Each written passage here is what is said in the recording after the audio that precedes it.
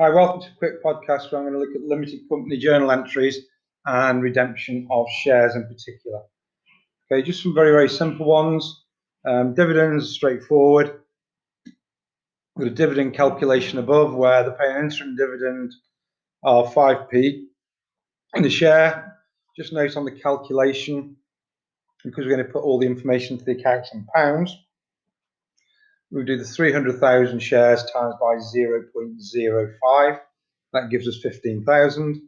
And journal entry should be straightforward. If you're at the point of studying this, you need to debit retained earnings because we're reducing capital, and because the company is paying it out, we need to credit the asset of bank because it's losing money. And don't forget to put your commentary in. This one's payment of interim dividends, so that one's straightforward. Next one I think will be straightforward for everybody watching this video. For transferring funds from the general reserve to retained earnings, we need to debit the general reserve because we're losing capital of a general reserve, and if we lose capital we debit. And we need to credit the retained earnings because we are increasing capital contained within the retained earnings account. Simple rights issue. Here the business is going to issue £100,001 ordinary shares at a premium of 50p. So what the business will be doing, it will have 100,000 needs to go into the ordinary share account, 50,000 goes into share premium, 100,000 shares times 50p or 0.5. Total that's going to go into the bank is 150,000.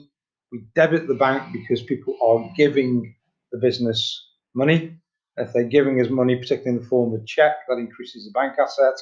And then we need to credit the two capital accounts for 100,000 and 50,000. So rights issue, simple ones, simple, and we'll do more difficult ones later. Bonus issue of shares. Bonus issue of shares, certainly the students I teach, I've already covered what it is, but it's where a business decides to issue additional shares for whatever reason to existing shareholders. And in this case, they're going to issue 100,000 ordinary shares.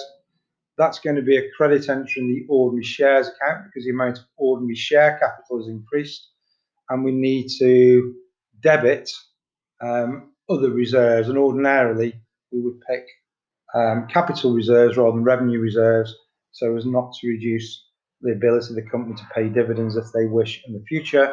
So here I've just debited two capital reserves.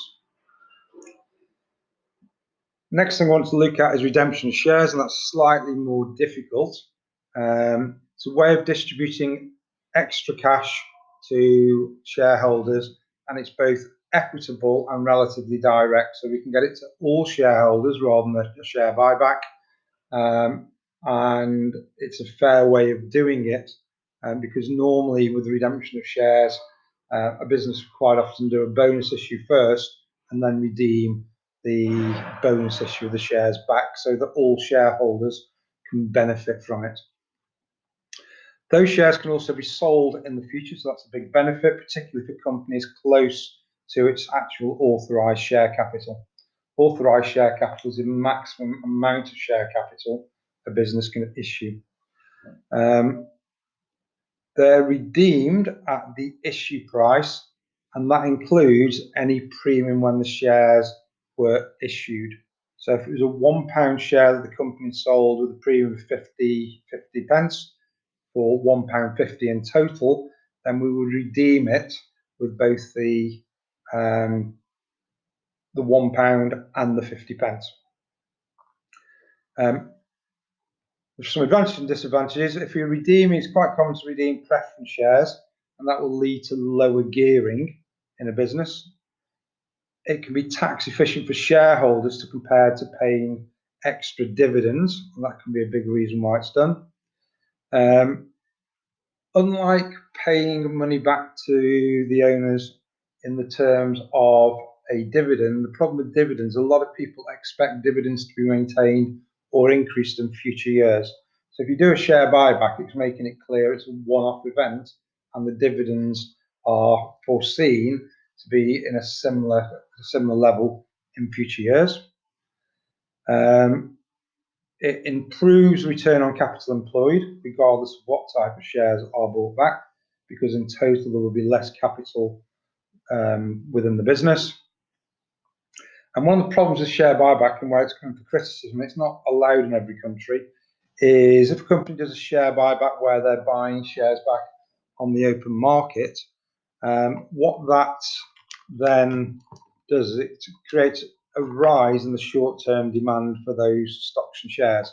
And that might then, in the short term, create an increase in the price of the shares.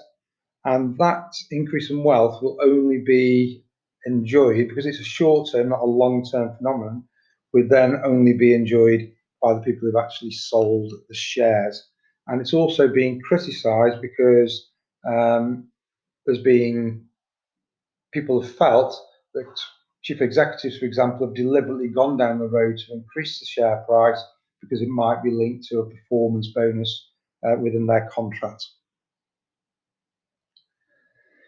Right, it's a bit of a tricky one, redemption of shares, because what we aren't allowed to do is to reduce the total value of the capital reserve. So we need to do two adjustments when we redeem shares. So here we've got 100,000 redeemed shares, a value of 50 pence, and they've been issued at a premium of £1, or with a premium of £1. So the total amount of ordinary shares that are being bought back is 50,000, but they were issued with a premium of 100,000. So the total amount that we need to reduce our retained earnings by is £150,000. And the way that we do it, I've split it down to two sort of simple ways of looking at it. So the first thing we're going to look at is what happens to the bank and the value of the ordinary shares. Well, the ordinary shares decreased by 50,000, we're reducing that form of capital, so we put in a debit entry, and similarly we're reducing the amount of share premium capital by 100,000, and we're also going to reduce the amount of assets in the bank by £150,000. What we're also going to need to do is this extra little transaction down here at the bottom, and that little extra transaction down there at the bottom is to make sure that the capital reserves do not reduce in total. So although we've reduced two capital reserves of ordinary shares and share premium, we're going to create an extra reserve called the capital redemption reserve, and we're going to put 150,000 of revenue reserve into the capital redemption reserve. And I've just picked at random there a revenue reserve, but it's the most common one. We're going to debit or reduce the amount of retained earnings. So although the total amount of capital in the business is reduced by 150,000, the amount of capital reserves, or the value of the capital reserves, has stayed the same throughout the transaction. In an exam, I personally would look at it as two separate things. I'd look at doing, first of all, the monetary adjustments and the adjustments to the accounts that are linked to the actual shares themselves, and then doing the adjustments afterwards for the capital redemption. Thank you very much for your patience. I hope this was useful.